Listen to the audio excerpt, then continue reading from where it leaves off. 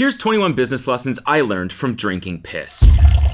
Number 1, the importance of delegation, okay? You must delegate if you want to scale. That brings me to number 2, listening, the importance of it, okay? Did I say drinking my own piss? No, I did not, because that does not scale. I delegate to other people to go out and harvest piss for me so I can keep optimal piss levels in my body, okay? I drink other people's piss. That's why delegation and listening are both very important. Now here's the other fucking 19. Pretty funny, huh?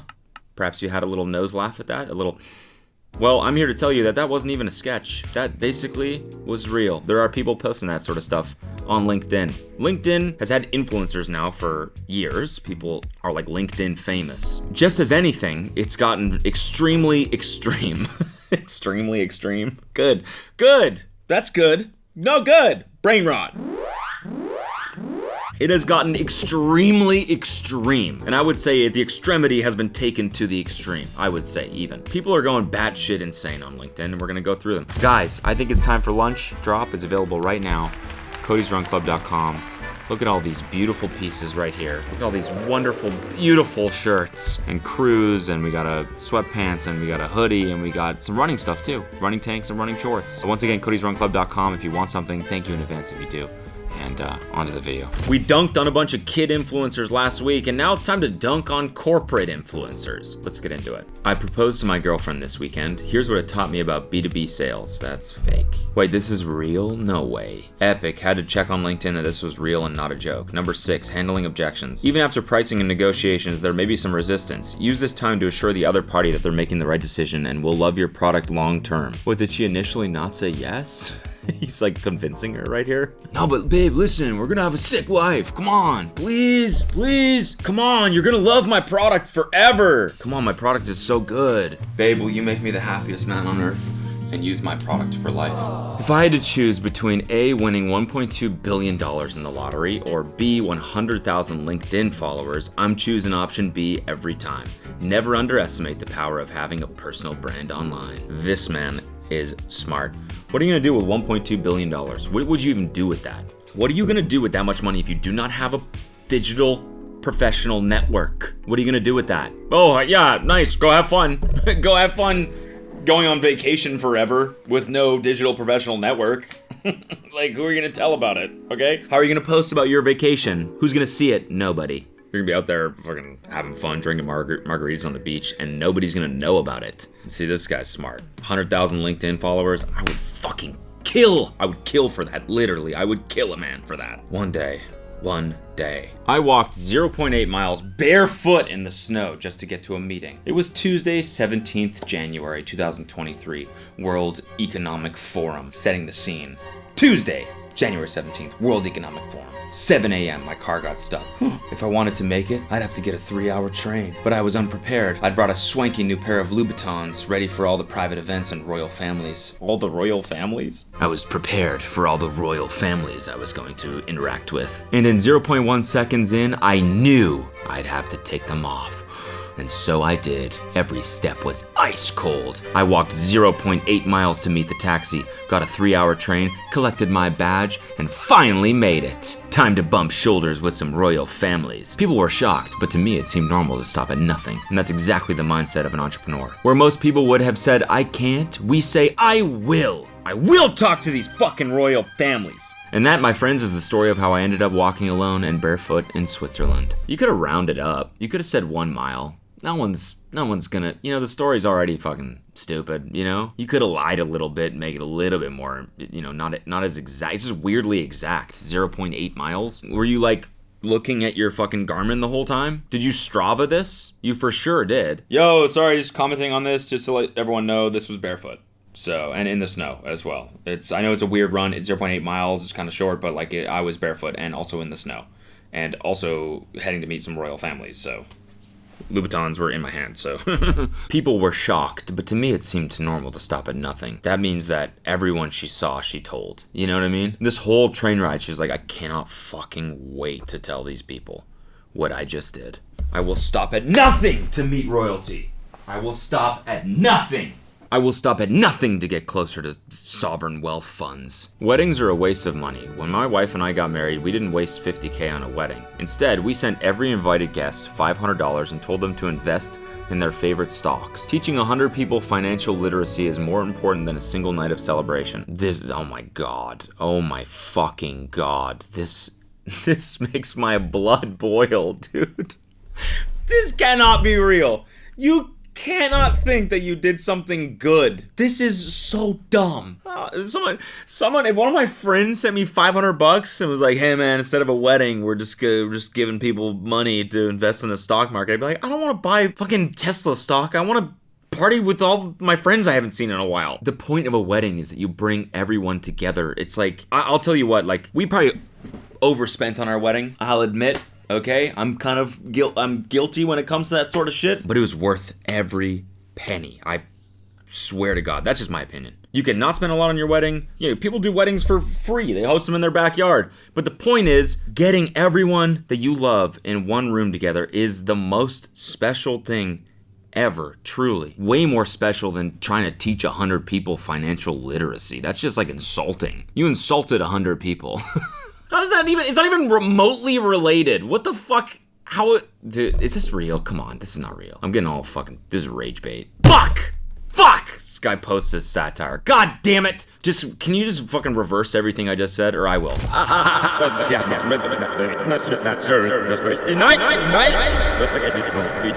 There. I never said it. I never said any of that shit. Do not clip that, it doesn't exist. Genius CPO thinks she did something groundbreaking. Turns out it was just giving employees lunch breaks. This morning we launched the Just Eat Power Hour. Our colleagues told us while in lockdown they were on back-to-back calls and found it difficult to take a break away from their screen. That's not how we roll. So we've introduced the Power Hour. It's designed for just eaters to have guilt-free time away from meetings, have lunch with their family, go for a walk, social distance of course, exercise, just breathe. It's their time. Another way we continue to brilliantly enhance the lives of just eaters everywhere. Is this in addition to their lunch break? This is an hour to be away from the screen. You could be writing your to-do list, having lunch, going for a walk, exercising. You choose. We find even when we were in the office, lots of our colleagues would have lunch at their desk. So this is encouragement to take a break. This is just mandatory lunch. Whoa. What are the odds? I did not plan that. That's cool though. That's sick that they invented lunch. It's crazy to think like right now, as you're watching this video eating perhaps on your quote unquote lunch break, we have her to thank for that. She fucking invented this shit. She invented lunch. That's why I should rename my channel to the Power Hour. Cody Co Power Hour. Yo, wait. I'm getting a crazy ass idea right now. Hold on. Damn, hold on. Sometimes I find that like I'll eat, you know, I'll take my Power Hour, for example, like around noon, but then like 3 to 5 hours later, I almost find myself getting hungry again. So I'm thinking like, what if we did another Power Hour? Sort of like later in the evening. It could be like how you sort of end your day before you start like winding down for bedtime. Like it would be nice to kind of have another meal there. I mean, right? Like, yo, did I just... Holy shit. We could call it the dinner. No, that exists already. Damn it. I thought I did something there. Bruce Gagnard. Ha. I actually did die once and was back at work in 5 hours. Had an accident and was dead about 9 minutes. Went to ER in an ambulance. They patched me up and I went home and worked from home the rest of the day. Fucking beast. I mean, this is like... I gotta be honest, I'm actually impressed. If this is true... I would hire this guy. If this is true, obviously it's like sad, but I mean, you can't tell me this guy's not a hustler. Like this guy has every hustle guy in the world beat. It's like I literally died and then I went back to work afterwards. Beat that. You can't. There's nothing more extreme than that. There just isn't. What's up? How's it going? Oh, good. How you doing? How's your morning? You know, whatever. Kind of case of the Mondays. You know how that goes. Wish the weekend could have been longer. Plus, I literally died this morning, like on the way to work. So that kind of like put a damper on the whole week a little bit. I'm sorry, what? Yeah. Hit by a car, died, 9 minutes.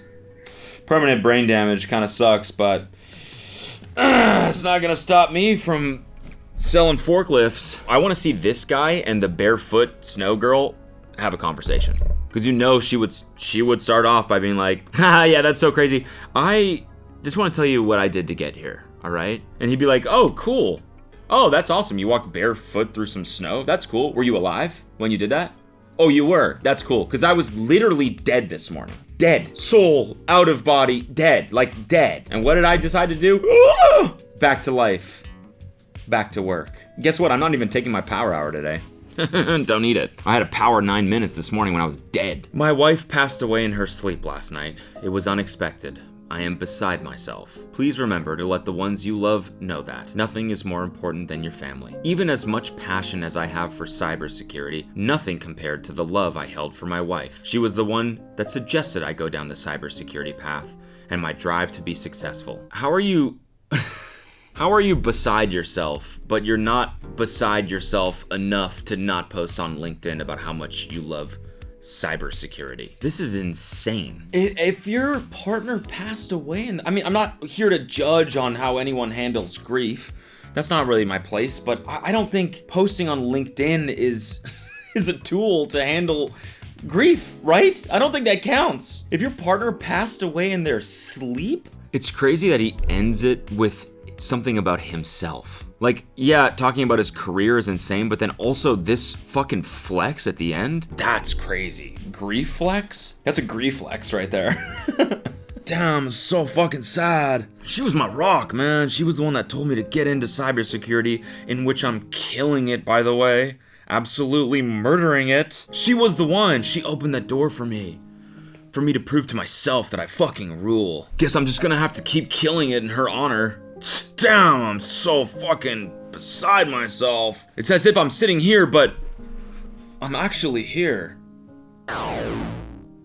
It's a bit sad, this one. Guy is obviously not well and has a bad relationship with social media. Truly. And you are British, I can tell. It's a bit sad, this one. What was that? Hello. It's a bit sad, this one. Guy is obviously not well and has a bad relation. I can't even really fucking do that. Are people addicted to LinkedIn? They must be, right? They must be. I mean, that's a stupid question. This guy for sure is. I like to watch porn. Yeah, I admit it. And I'm sure many of you out there have seen your fair share.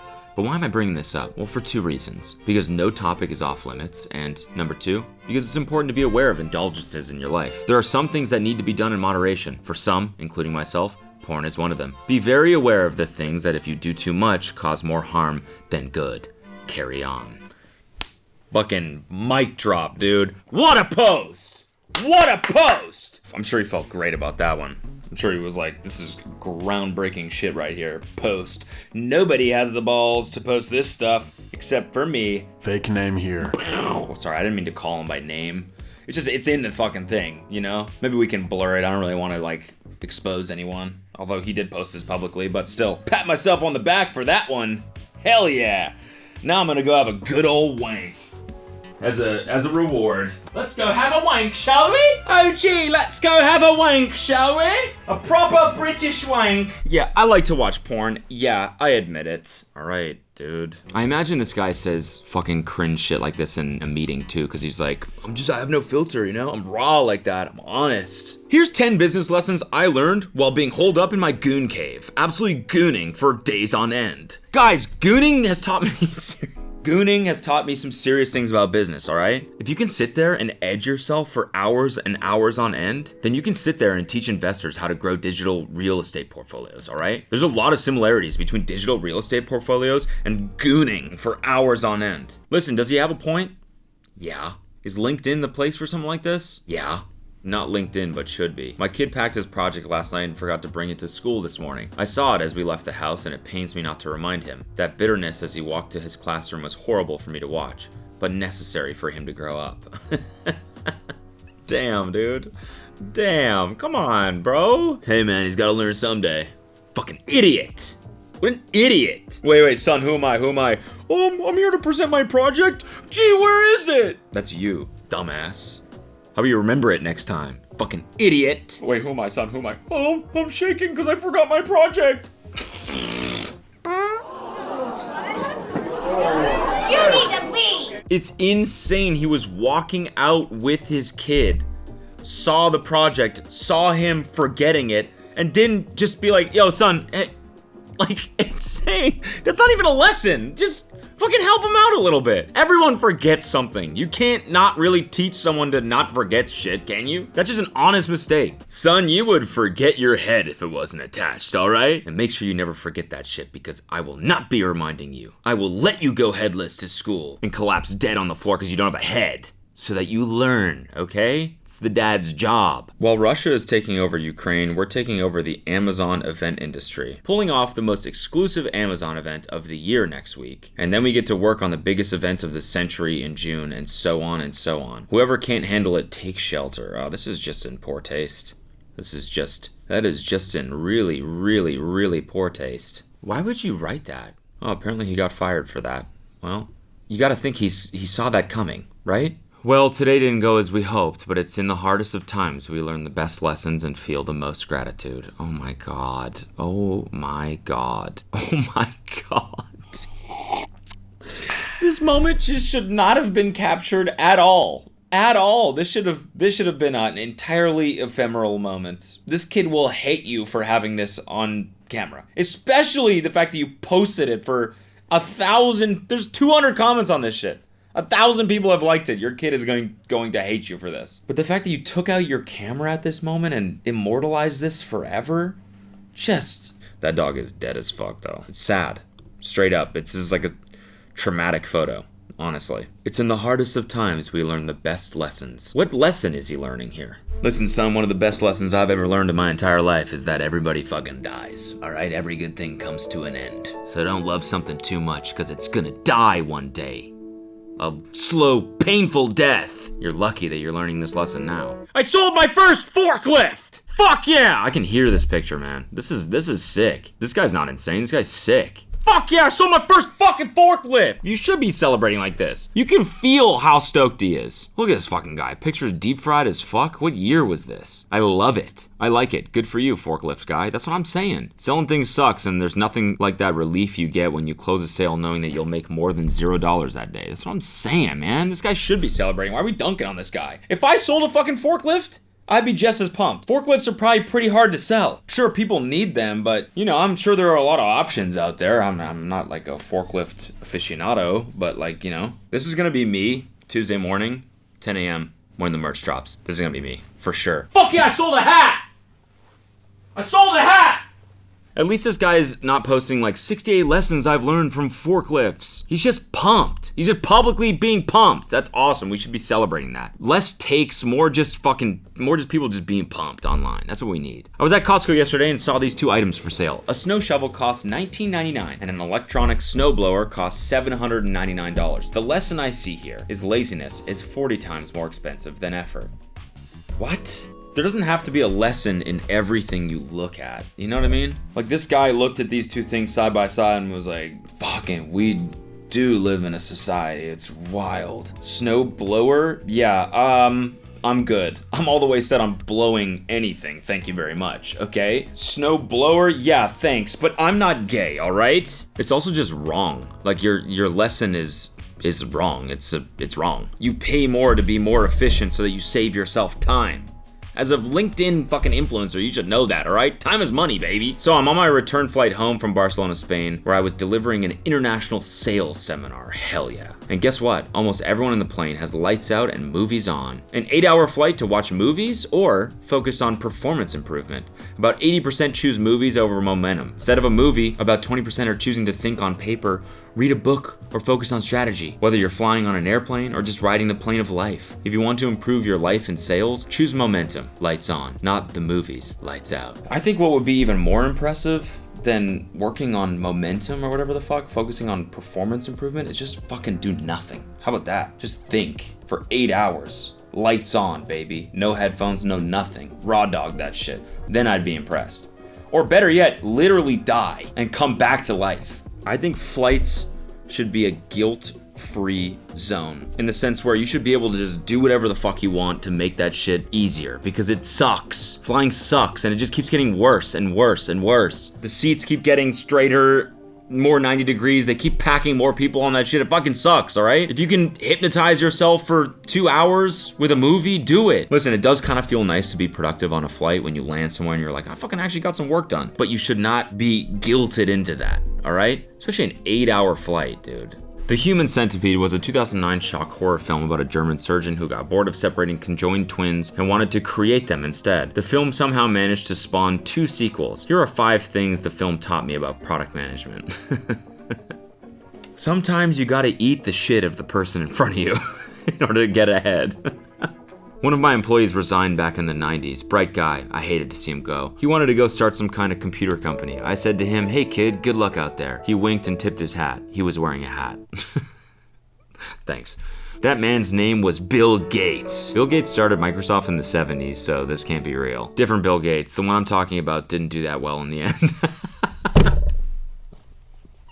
This is good.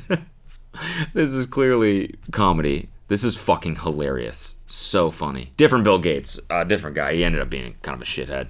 Anyways, thanks for watching. Here's 10 lessons I learned from you liking this video right now. Number 1, thank you. Number 2, subscribe if you're not already subscribed. Number 3, I love you. Goodbye. I just filmed a fucking YouTube video!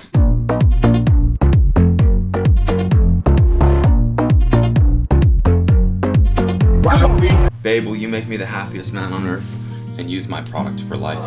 Play something these souls alive. Try whips, I know they